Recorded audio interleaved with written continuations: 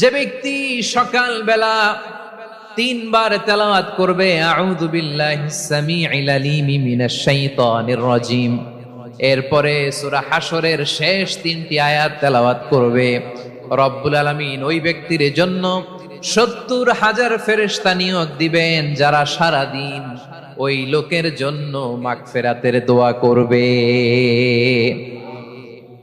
শুধু এখানেই শেষ নয়, বিশ্বনবী ফরমান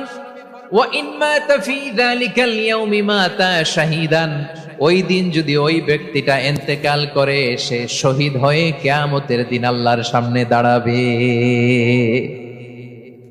সকালবেলা যদি পড়েন তিনবার আউযু বিল্লাহিস সামিউল আলিম মিনাশ শাইতানির রাজিম তিনবার পড়ে সূরা হাশরের শেষ তিন আয়াত যদি তেলাওয়াত করেন, তাহলে আপনার জন্য আল্লাহ তাআলা ৭০,০০০ ফেরেশতা নিয়োগ করবে।